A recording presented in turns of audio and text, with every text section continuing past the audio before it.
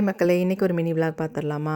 இந்த அப்பு சும்மாவே இருக்கிறதில்ல, உங்களுக்கு நான் ஹெல்ப் பண்ணி தரேன் அப்படின்ட்டு சப்பாத்தியே இல்லாத அலங்கோலம் பண்ணிக்கிட்டு இருந்தான். அவங்க அண்ணனுக்கு நான் கொத்து சப்பாத்தி செய்யலாம் ரெடி பண்ணிக்கிட்டு இருந்தேன். அவன் வந்து நான் செஞ்சு தரேம்மா அப்படின்ட்டு இல்லாத அளவு பண்ணிக்கிட்டு இருந்தான். நாளைக்கு இந்நேரம் நான் இந்நேரம் என்ன பண்ண போகிறேன்னு தெரிலையே, நான் ஹாஸ்டல் போயிடுவேனே, ஐயோ ஹாஸ்டல் இல்லைம்மா புது வீட்டுக்கு நான் போயிட்டு சாப்பாட்டுக்கு என்ன பண்ண போகிறேன்னு தெரில அப்படின்னு சொல்லியிருந்தான்.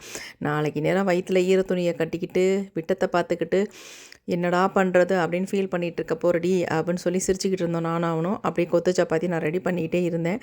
நம்ம வீட்டில் இந்த அளவுக்கு ஒர்க்கு போயிட்டுருக்குங்க. ஒரு பக்கம் ஃபுல்லாக பூசிட்டாங்க, 2வது பக்கம் முடிக்க போகிறாங்க பூசி. இப்போ நமக்கு கொத்து சப்பாத்தி சூப்பராக ரெடி ஆயிடுச்சு. சரி நிஷாந்திட்ட கொடுத்துடலாம் அப்படின்ட்டு தட்டில் எடுத்து வச்சு கொண்டு கொடுத்தாச்சு.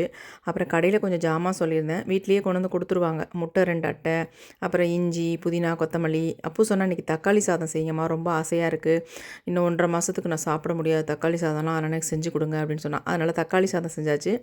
அப்புறம் வழக்கம் போல் நிஷாந்துக்கு ஒரு 300 கிராம் சிக்கன் செய்வேன் டெய்லியும், அதையும் செஞ்சாச்சு. மீன் கொஞ்சம் இருந்துச்சு, நான் ஃப்ரீசரில் வச்சுருந்தேன். அந்த மீன் எடுத்து ஃப்ரை பண்ணிடுங்க அப்படின்ட்டு அவன்லேயும் தூக்கி வச்சாச்சு. இந்த அப்புவை நான் காலையிலேருந்து சொல்லிக்கிட்டு இருக்கேன், எந்திரிப்பா எந்திரிப்பா துணியெல்லாம் எடுத்து வைக்கணும் அப்படின்னு. சட்டையே பண்ணுறதில்ல. இதில் வேறு ஹிப் பெயின் வேறு. இந்த வீட்டு வேலை செய்யும்போது இந்த கல்லெல்லாம் கொஞ்சம் ஆட்டி ஆட்டி எடுத்தது அவனுக்கு முதுகு பிடிச்சிக்கிச்சு. அவங்க அண்ணன் தான் ட்ரீட்மெண்ட் பார்த்துக்கிட்டு இருக்கான். ஆனாலும் அது சரியாகவும் ஆகலை. டேப்லெட் சொல்லியிருக்கான், சாப்பிட்றா சரியாயிடும் அப்படின்ட்டு. முக்கால்வாசி நீ ரெஸ்ட் எடுக்கணும் அப்படின்னு சொல்லிட்டான். எல்லாம் ஹாஸ்டலில் இருப்பான், இப்போ புதுசாக வீடு பார்த்துருக்கான். அதனால் என்ன பண்ண போகிறேன்னு தெரிலன்னு ஒரே புலம்பல். இருந்தாலும் மேனேஜ் பண்ணி தானே ஆகணும் அப்படின்ட்டு ட்ரெஸ் எல்லாம் எடுத்து பேக் பண்ணியாச்சு. அதை பண்ணவங்களாட்டு நான் பட்டப்பாடு வருவனான்ட்டான். அவ்வளோ சோம்பேறித்தனம். இந்த வாட்டி ஊருக்கு போகும்போது பைக் எடுத்துகிட்டு போகலான்னு பிளான் பண்ணியிருந்தான். அதுக்காக ஜங்ஷனில் கொண்டு பைக்கை விடுறதுக்காக ஃப்ரெண்டை கூட்டிகிட்டு நேராக போயிட்டான்.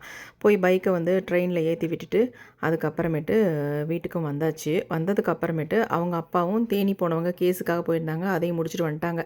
நைட்டு 7 மணி 8 மணிக்கு பஸ்ஸு, அதனால் கடகடன்னு சாப்பிட்டுக்கிட்டு இருந்தாங்க. அவங்க அப்பாவுக்கு பாலாத்தி மட்டும் கொடுத்தேன், எனக்கு எதுவும் சாப்பிட எதுவும் வேணாம் அப்படின்ட்டாங்க.